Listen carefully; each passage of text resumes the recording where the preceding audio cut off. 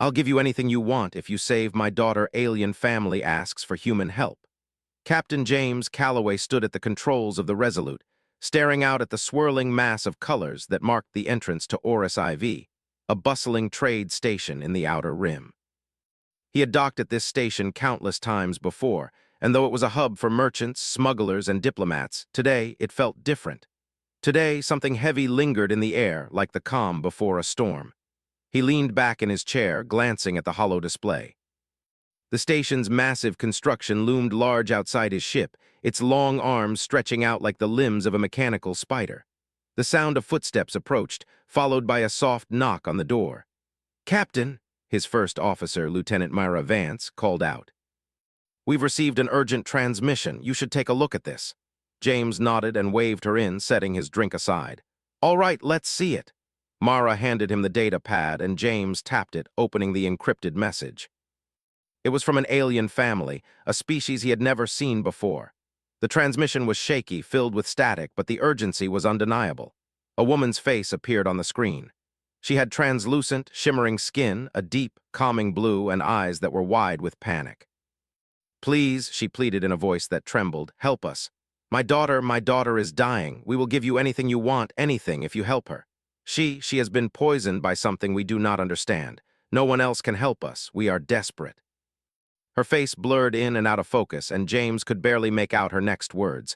"Please, she is the future. Without her, everything will be lost." James blinked, his mind racing. "Poisoned?" he muttered to himself. "How can a poison be so dangerous that no one else can help?" Before he could process more, the transmission cut off abruptly. The screen returned to the message's beginning, but there was no sign of the alien woman or her family. Only the words "help us" repeated in bright red letters flashing across the screen. Mara raised an eyebrow, her usual calm demeanor replaced with a look of concern. "What do you think, Captain? Should we investigate?" James sat back in his chair, thinking carefully. His eyes lingered on the glowing hologram of Orcs IV outside the cockpit window. Orcs IV was neutral ground, a place where dozens of different species traded goods, intelligence, and sometimes secrets. It was peaceful, yet under the surface, there was always tension. And now this mysterious family had reached out to him for help, offering a promise of anything in return. He didn't believe in easy answers, but something about this felt different. The desperation in the alien woman's voice sent a chill down his spine. He had to know more. "Set a course for the coordinates in the message, Myra," he said, his voice firm. "We're going to help them." Myra nodded. "Aye, Captain, coordinates locked in." As the ship began to drift away from the station, James couldn't shake the feeling that he was about to step into something far bigger than he could imagine.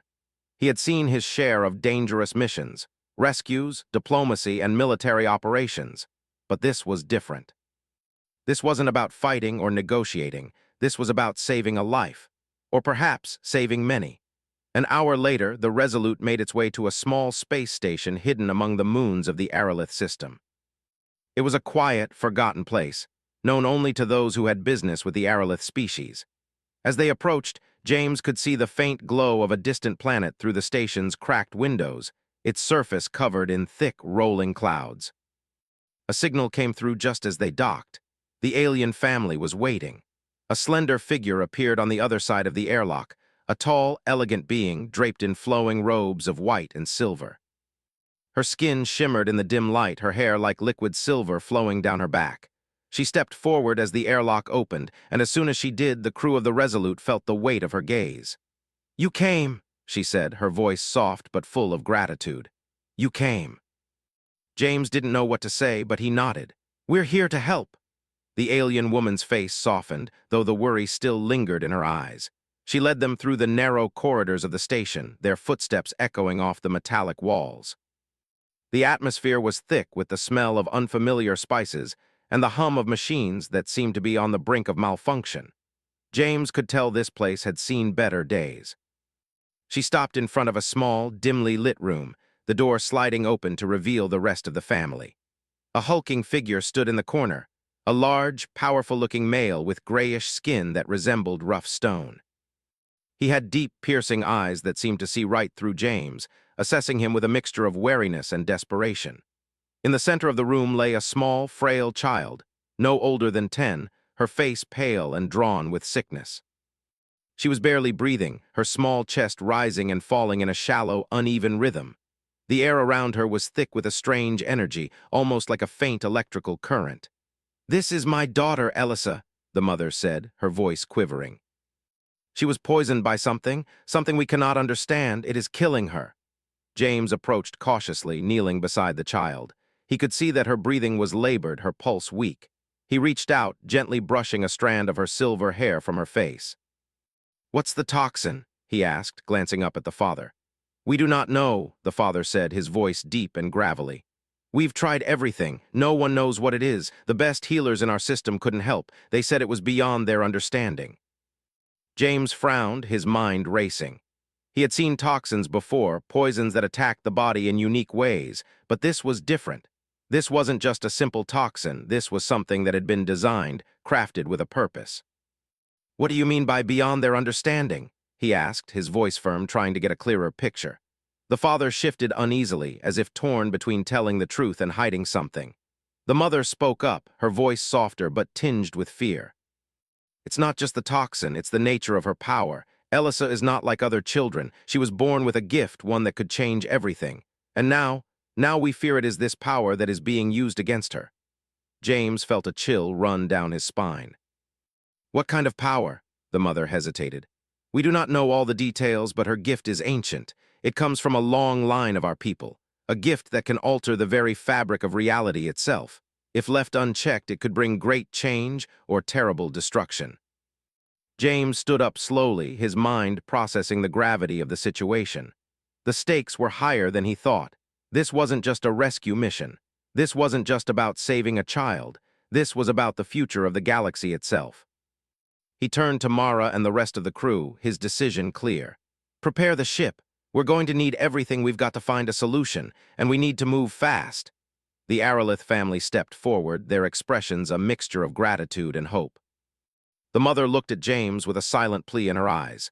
"Please, Captain, save her. We will give you anything in return. Anything." James met her gaze, feeling the weight of the promise. He had never taken bribes, never taken anything that wasn't earned. But this felt different. He had to do what he could, not just for the girl, but for the galaxy. He nodded. "We'll save her," he said, his voice steady. "But we're in this together. Whatever happens next, we face it as one." The mother and father exchanged a glance, the tension between them palpable. But they both nodded in agreement. It was clear they would do anything to save their daughter.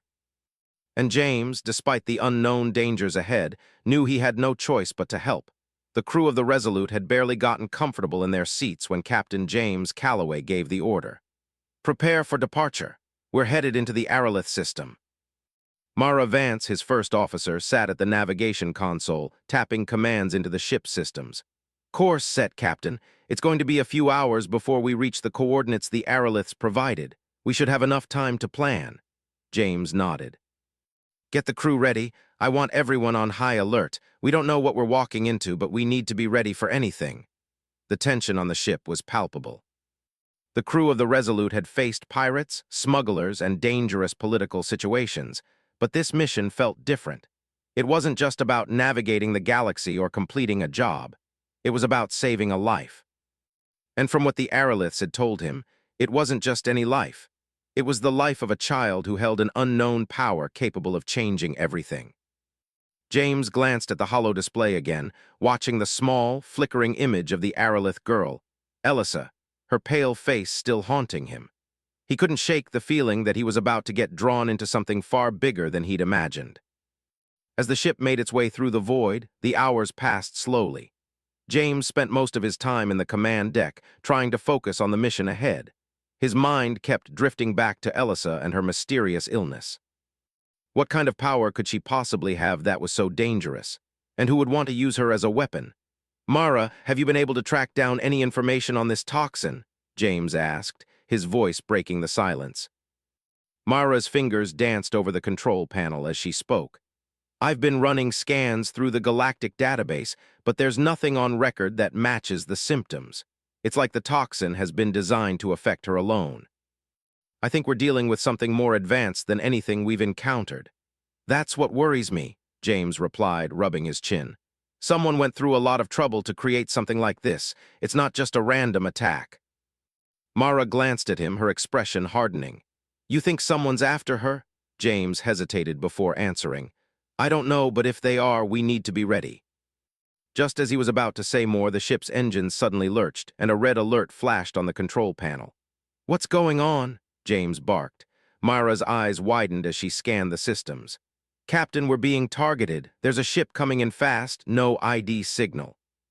It looks like a Jorian warship. The name hit James like a slap in the face. The Jorians were one of the most brutal factions in the galaxy. They were merciless warlords, and they had a reputation for showing no mercy to anyone who stood in their way. The fact that they were here this close to the aerolith system was a bad sign. Mara, get us out of here, James ordered, his voice sharp with urgency. Mara's fingers flew over the console as the ship jolted again. I'm trying, they're locking on. We can't outrun them in this condition. James cursed under his breath. The Resolute wasn't a slow ship, but it wasn't designed for direct combat either. It was a trade vessel meant for diplomacy and neutral missions, not evading warships. They had to think fast. Can we make it to the station? He asked. Mara looked at him, shaking her head. We'd never make it in time. If we don't act now, we'll be sitting ducks. A sudden idea flashed in James's mind. Turn us towards that asteroid field. We'll use the terrain to hide our signature. Mara quickly rerouted the ship's course, sending them toward a nearby cluster of asteroids. It was risky, but they didn't have much choice. The Jorian ship's firepower could tear the Resolute apart if it caught them in the open. As the ship twisted and turned through the narrow gaps between the asteroids, James held his breath. He could hear the hum of the ship's engines straining under the pressure, but they were holding steady for now. The Jorian ship followed them, but its massive size made maneuvering in the asteroid field difficult. James gritted his teeth. We can't outrun them forever. We need a plan. Mara was quiet for a moment before speaking up. There's a risk, but I might be able to get us into the Jorian ship's blind spot. I can hack their systems and confuse their targeting systems for a few minutes. James nodded. Do it. Make it fast. The ship rocked again as the Jorian ship fired on them, narrowly missing the hull. The tension in the cockpit was unbearable as Mara worked quickly, her fingers dancing over the console. Done. I've scrambled their targeting systems. They won't be able to lock onto us for a few minutes. Good, James muttered. Now let's move. He knew they didn't have long before the Jorians would regain their ability to track them. They had to get out of the asteroid field and out of range. Mara worked the controls with precision, weaving the ship between the asteroids as if she'd done it 1,000 times before. James couldn't help but feel a sense of admiration for her focus. They were a team, and right now, they were relying on each other more than ever. The Jorian ship's pursuit faltered, but it was clear they wouldn't give up. The Jorians were relentless, and James knew they would find a way to track them again. They had to make it to the aerolith system, and fast. After several minutes that felt like hours, the Jorian ship finally veered off, seemingly unable to maintain their pursuit in the asteroid field. The ship's scanners beeped, signaling a drop in their threat level. We've lost them, Mara said, wiping sweat from her forehead. For now, anyway, James exhaled, a sense of relief washing over him. Good, let's get to the aerolith system before they regroup. The next few hours were a blur of tense silence, with the crew focusing on their tasks as the ship continued toward the coordinates. Ellis's condition was still on their minds, but the threat from the Jorians had added a new layer of danger to the mission. Whoever was after her, and whoever was willing to go this far to stop them, wasn't going to give up easily. As they approached the aerolith system, the crew began making final preparations. James called a meeting with Mara, the chief engineer, and the head of security to go over the plan. All right, we've got to assume the Jorians won't be the only problem we'll face. The aeroliths are a secretive people, and their power goes far beyond what we understand. I'm not sure what we're walking into, James said, his tone serious. We need to be ready for anything, Mara nodded. We've got the antidote to deal with, but we don't know what kind of trouble we're stepping into with the aeroliths themselves. The whole situation feels off. I agree, the chief engineer said, adjusting his glasses. I've been monitoring the ship systems, and I don't think we're out of the clear just yet. If the Jorians are watching us, we could face more interference on our way down to the planet. James turned to the head of security, Lieutenant Harris. You'll be on high alert once we land. I don't care who they are. If anyone makes a move against this family, we'll defend them. Harris nodded. Understood, Captain. With everything in place, James felt the weight of responsibility press down on him. The girl, Elisa, was still unconscious, and they still didn't know the full extent of the danger she represented. The Araliths were offering them anything they wanted, but James couldn't shake the feeling that there was more to this mission than they realized. As the ship entered the orbit of the Aralith homeworld, the crew prepared for whatever was coming next. The Jorians were just the beginning, and James knew that this mission was going to lead them into a deeper, darker mystery. But there was no turning back now. They were in it together, and they would face whatever came their way. The Aralith system glimmered in the distance, a cluster of stars surrounded by an eerie calm. The silence in the Resolute was only broken by the hum of the ship's engines as it entered the system's gravitational pull. Captain James Calloway stood in front of the view screen, watching the swirling nebulae and distant planets. The threat of the Jorians was still fresh in his mind, but the real mission was about to begin. Captain, we're approaching the Aralith homeworld. Mara Vance's voice broke the silence. She stood at the navigation console, her fingers tapping furiously on the screen. I've just received a transmission from the Araliths. They're expecting us. James turned toward her, his eyes narrowed. What did they say? They've cleared the landing zone for us, Mara replied, but they want to meet us before we proceed. It sounds like a formality, but we should be prepared for anything. The Araliths don't do things lightly. James nodded, though the unease in his chest didn't dissipate. The Araliths were an ancient race, known for their intelligence, power, and secrecy. They weren't exactly friendly with outsiders, and the fact that they had reached out to him for help meant something was terribly wrong. Whatever this family had been involved in, it was far from ordinary. Let's make sure everything is secure, James ordered. Mara, you're with me. The rest of you stay on alert. The crew moved swiftly, preparing for the landing. The air felt heavy, filled with anticipation. The thought of what awaited them on the surface stirred a sense of dread in James, but he pushed it aside. He had a job to do. The ship touched down in a vast, open clearing surrounded by towering, jagged mountains. The Aralith homeworld was stunning, a world of silver-blue forests and strange, glowing flora. The sky was a perpetual shade of twilight, with twin moons casting a soft glow over the land. James led the way down the ship's ramp, his boots crunching on the soft, alien soil. The air was cooler than he expected, and the scent of unfamiliar flowers filled his lungs. Despite the beauty of the place, something felt wrong. There was a strange stillness to the land, like everything was waiting. Mara walked beside him, her eyes scanning the area. She was always alert, but today her focus was sharper than usual. The Araliths didn't trust outsiders, and she wasn't sure they could trust the family who had asked for their help. But they had no choice but to play along. In the distance, a group of Araliths stood waiting for them. They were tall, their skin a shimmering blue that seemed to ripple with light as they moved. Their eyes were dark, intelligent, and piercing. The leader of the group, a female Aralith with hair like liquid silver, stepped forward as James approached. Captain Calloway, she said, her voice smooth and regal. We are honored by your presence. James nodded, not sure what to make of the warmth in her voice. It was rare for the Araliths to show such courtesy, especially to someone they had never met. Something was off, and he could feel it in his gut. We're here to help, James said, keeping his tone neutral. Where's the family? They are waiting inside, the Aralith leader replied, gesturing toward a large crystalline building behind her. Please follow us. The structure was unlike anything James had ever seen. It seemed to pulse with an otherworldly energy, the walls shimmering in the soft light from the moons above. As they walked inside, the air grew colder, and the walls seemed to hum with power. The Araliths led them to a circular chamber at the center of the building. The floor was made of smooth stone, and in the center stood a pedestal with strange symbols etched into its surface. Atop the pedestal was a small vial of shimmering liquid, the antidote they had come for. It glowed faintly, casting a soft, ethereal light around the room. James took a step forward, his gaze fixed on the vial. The liquid inside was unlike anything he had ever seen. It wasn't just a cure, it was something more. He could feel it, the raw energy it contained. The Araliths had something else in mind, something more than just saving the girl. This is the antidote, the Aralith leader said, her voice soft. But it is not the only thing you need. The girl, Elisa, is key. She is the vessel through which the power of our ancestors flows. If she is saved, the balance of the galaxy will shift. James raised an eyebrow. What do you mean by balance of the galaxy? The Aerolith leader's gaze darkened. Ellis's gift is ancient. It comes from a line of our people who have the ability to shape reality itself.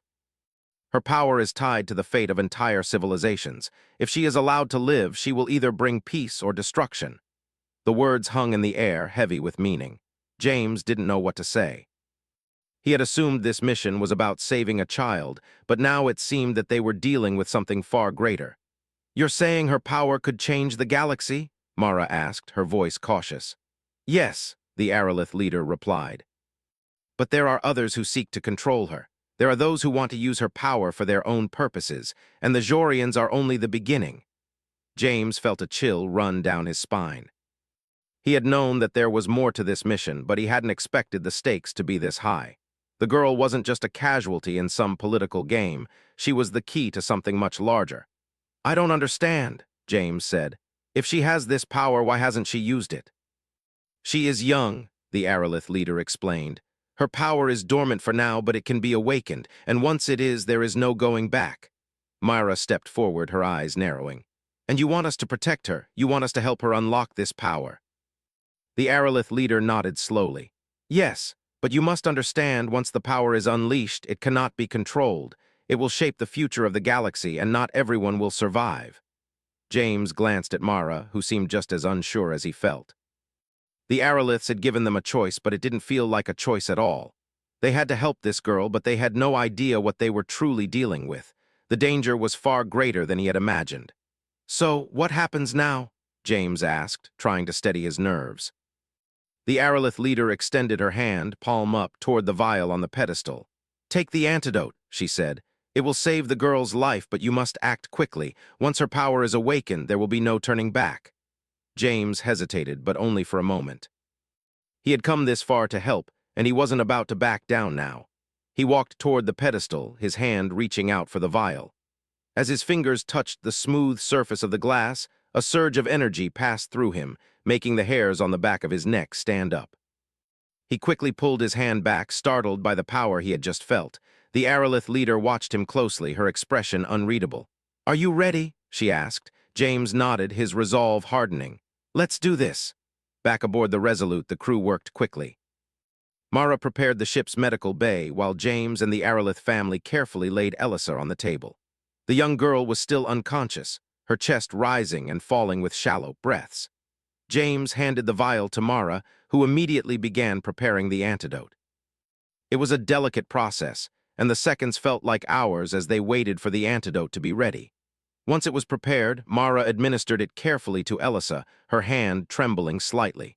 The room held its breath as they waited for the effects. For a moment, nothing happened, but then Elissa's body began to twitch and her eyes fluttered open. Her gaze was unfocused at first, but as she saw the faces around her, her eyes locked onto James' S.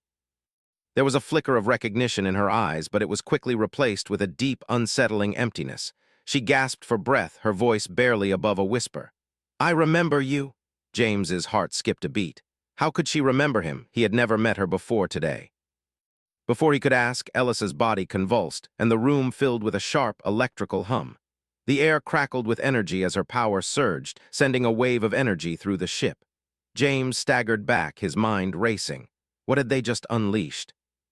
The Aerolith leader's voice echoed in his mind, her warning clear. Once her power is awakened, there will be no turning back. James knew they were now on the edge of something far more dangerous than they had anticipated. Whatever was happening, it was only just beginning. The ship vibrated under the force of Elissa's power, the very air around her humming with an energy that seemed both ancient and terrifying. James stumbled backward, his heart racing. Myra and the rest of the crew stood frozen, unsure of what to do next. The girl, still lying on the medical table, was the source of the disturbance. Her eyes were wide open now, and her gaze locked onto James' S. For a moment there was recognition, then the emptiness returned. Her lips parted, but no sound came out at first. Then, in a voice that was both childlike and impossibly deep, she whispered, "You should have left me alone." James felt a chill run down his spine. The words were unsettling, and they didn't match the innocent face of the girl before him. Whatever power lay dormant inside her, it was waking up now, and it was far more than anyone had anticipated. "Elisa," James said, taking a cautious step forward. His voice was gentle, but there was a steel edge to it. "You're going to be okay. We're here to help you." But Elisa didn't respond. Instead, her body jerked, and the air around her grew heavier. The lights in the medical bay flickered, and the room was filled with an oppressive silence, as if the very atmosphere was holding its breath. Mara moved to James's side, her eyes scanning the girl warily. "Captain, we need to stabilize her. We don't know what we're dealing with here. The power she's channeling is unstable." James nodded, trying to steady his breathing. "Get the medical team in here. We need to keep her calm. We can't let whatever is happening inside her get out of control." But before anyone could move, the ship suddenly lurched violently. The entire structure groaned, metal screeching as if it were being pulled apart. Alarms blared and the lights dimmed, casting long shadows across the room. "Captain!" Myra shouted over the noise. "We're under attack." The urgency in her voice snapped James out of his daze. He turned to the door just in time to see several members of the crew rushing into the medical bay, their faces grim. "What's going on?" James barked. "The Jorians," one of the security officers said, panting. "They've found us." James's heart sank. He knew this day would come, but not like this, not with Elisa's power so volatile. The Jorians had been searching for the girl, and now they were closing in. But what they didn't know was that the girl herself might be the weapon they were all afraid of. "Get everyone to the battle stations," James ordered, his voice sharp. "Mara, stay with Elisa. I need you to keep her calm. The rest of you prepare for a fight." As the crew scrambled to their stations, James rushed to the command deck. He could feel the ship shaking as the Jorians closed in, their warship locking onto the Resolute with unrelenting force. The hum of the ship's engines intensified, and the flickering of the lights grew worse. James didn't need to look at the radar to know that the Jorians were ready to strike. They were relentless, ruthless, and they weren't going to stop until they got what they wanted. He sat at the helm and engaged the ship's defenses, his mind racing. The Resolute wasn't equipped for this kind of battle. It wasn't designed to be a warship. It was meant for diplomacy, for exploration, for helping those who needed it. But now it was a target, and if they didn't act quickly, it would be torn apart by the Jorians' superior firepower. The comms crackled to life. "Captain, the Jorians are firing on us," the chief engineer shouted. "Shields are holding for now, but we can't take many more hits." "Damn it!" James slammed his fist on the console. "Mara, we need her to wake up. We need Elisa's power to help us." Mara's voice came through the comms, distant and strained. "I'm trying, Captain. But it's like she's lost in it. I don't think she's even aware of what's happening right now. She's scared." James knew what that meant. Elisa was still a child, but her power was ancient and dangerous. She had no idea how to control it. If they couldn't calm her down, it would consume her and everyone around her. "Keep trying," James said, his voice grim. "I'll hold them off as long as I can." He didn't have much of a choice. He turned back to the controls, pushing the ship into a sharp dive to avoid the incoming fire. The Jorians were fast, but the Resolute was nimble, at least for now. It was a game of cat and mouse, and James knew that sooner or later they wouldn't be able to outrun the inevitable. "Captain," Mara's voice broke through again, urgent. She's waking up. James, she's not herself." Before James could respond, the ship shook violently and the comms cut out. The lights went completely dark, and the emergency lighting flickered on, casting a red glow over everything. The alarm systems blared, and the ship was filled with the sound of metal groaning under pressure. James's hands tightened on the controls as he fought to regain control of the ship. The Jorians weren't letting up. They were closing in for the kill. He could feel the tension in the air, the anticipation of the final blow. But the most dangerous thing wasn't the warship bearing down on them. It was Elisa. The hum of power intensified as James steered the Resolute into a sharp turn, narrowly avoiding the Jorians' incoming shots. His pulse raced, his mind a blur of thoughts. He needed to buy more time. He needed Elisa's power. Back in the medical bay, Myra was struggling to keep Elisa calm. The girl's small form was twitching and jerking, her face contorted in fear. Her eyes were wide open now, but they were no longer the innocent eyes of a child. There was something dark, something ancient in them. "Elisa," Mara said softly, kneeling beside her, "you need to listen to me. You need to calm down. We're not your enemies. We're trying to help you." But Ellisa's voice came again, the words sent out in a rasping, almost inhuman tone. "You can't help me. No one can." Mara's heart raced, and she reached out cautiously, placing a hand on Ellisa's forehead. A surge of energy coursed through her fingertips, and she jerked back, the shock leaving her momentarily stunned. "Captain," she yelled over the comms, "you need to hurry." "She's not controlling it. It's like the power is taking over." James's voice came back through the static, strained but determined. "I'm doing everything I can, Mara. We need her to control it, or we're all dead." But before they could figure out a plan, the ship's hull groaned again. This time the noise was deeper, more desperate. The Jorian ship had locked onto them once again, its weapons charged and ready to fire. "Brace yourselves," James shouted into the comms. Just as he made a sharp turn to avoid another round of fire, something incredible happened. The ship's entire hull lit up, glowing with the same energy that was emanating from Elisa. The power was not only inside her, it was now surrounding the Resolute. James's eyes widened as the ship's shields flared to life, not just holding off the incoming fire, but absorbing it. The Jorian weapons, once formidable, now seemed to dissipate into the glowing barrier. The energy from Elisa surged out, filling the entire ship with a blinding light. Mara's voice broke through, filled with awe and fear. "James, it's her. She's doing it. She's protecting us." But Elisa wasn't in control. The power was flowing freely, and it wasn't just protecting them. It was rewriting the very laws of physics around them. The Jorians, stunned by the unexpected turn of events, paused their attack. Their warship seemed to hesitate for a moment, as if unsure how to handle the anomaly that had just occurred. But that hesitation was all James needed. "Now, Mara, now's our chance," James shouted, his hands gripping the controls with determination. Mara quickly moved into action, her voice steady. "I'm trying, Captain. I'm going to stabilize her, bring her back from this." The battle had just begun, and the stakes were higher than ever. Elisa was no longer just a child with a mysterious illness.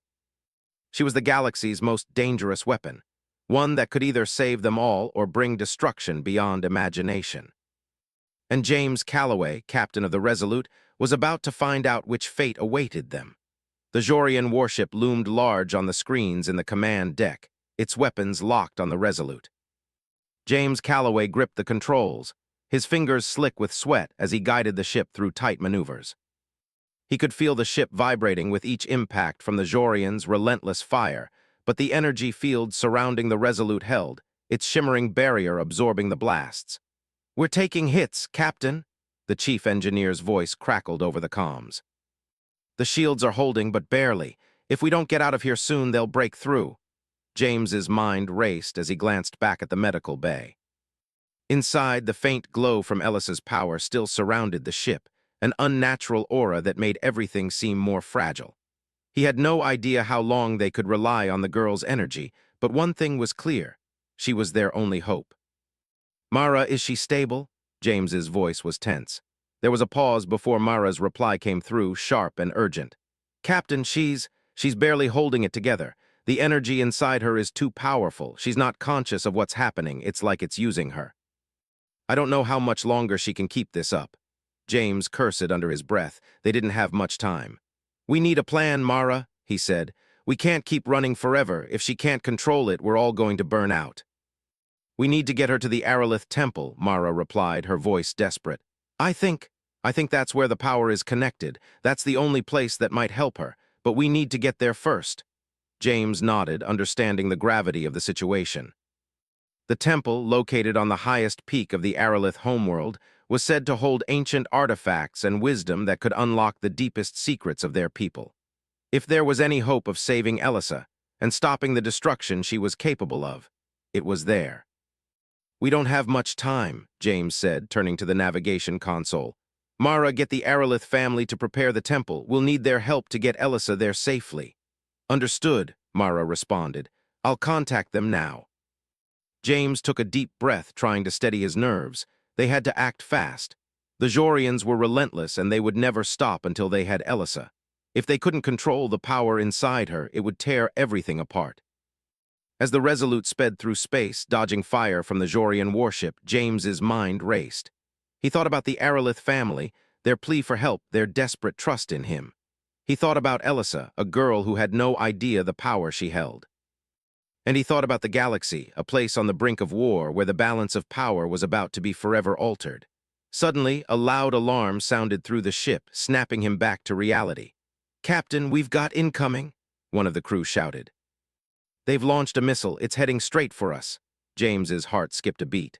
"Myra, I need a way out, now." Myra's voice was tight with urgency. "I'm working on it. We've got one shot. The missile's locked onto our energy signature.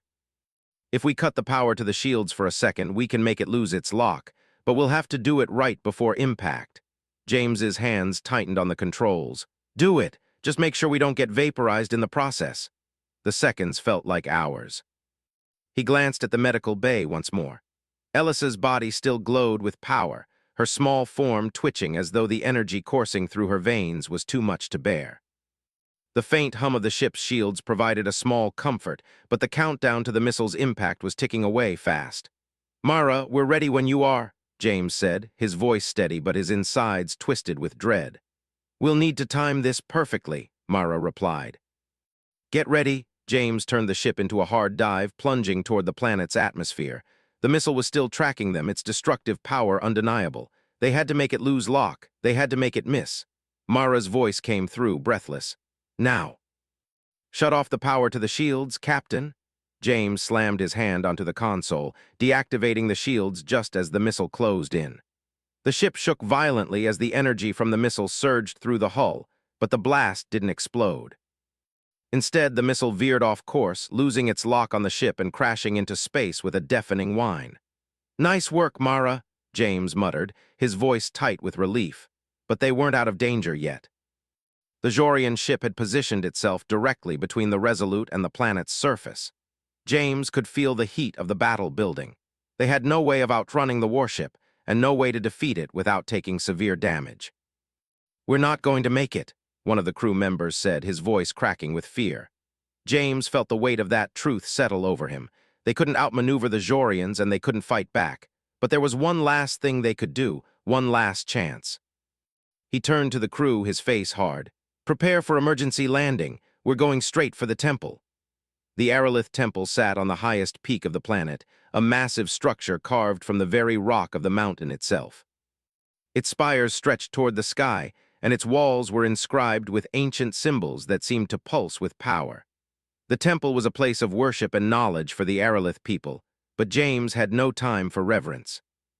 They had a mission to complete, and Ellis's life was hanging in the balance. As the Resolute descended toward the temple, the Jorian ship followed closely behind, firing relentlessly. The temple loomed larger as they approached, its towering presence a beacon of hope in the middle of the chaos. "Hold on," James shouted, gripping the controls as the ship's hull groaned under the strain of their descent. "We're almost there." Mara's voice came through the comms, strained but clear. "The temple's shields are activating, Captain. They're blocking the Jorian weapons." The sight of the glowing shield around the temple gave James a small measure of hope. If they could make it there, they might just survive. But they weren't there yet. The Jorian warship launched another missile, this one even more powerful than the last. It shot through the air with terrifying speed, heading straight for the Resolute. James didn't hesitate. He angled the ship downward, diving toward the temple's entrance. He could see the shields of the temple flickering, charging up for impact. "Brace for impact!" James shouted, his voice filled with determination. Just as the missile was about to hit, the temple's shields flared brighter than ever before. The explosion rocked the entire mountain, but it was absorbed by the shields, leaving the Resolute intact. The Jorian missile, too, was neutralized in an instant, disintegrating harmlessly as it collided with the barrier. James let out a breath he didn't realize he'd been holding. The temple's protection had saved them, just in time. The ship's landing thrusters fired, bringing the Resolute down onto the temple grounds with a jolt.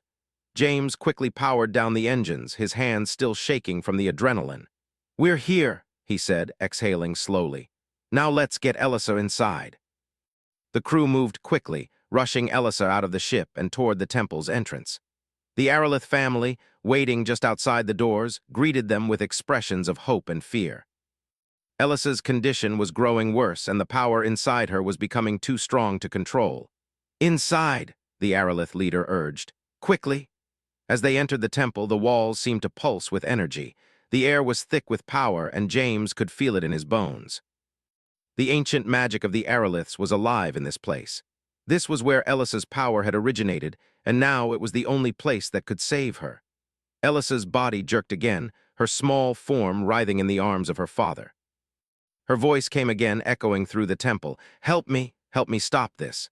James turned to the aerolith leader. What can we do? Place her on the altar, the leader said softly. We will perform the ritual, but she must choose to let go of the power.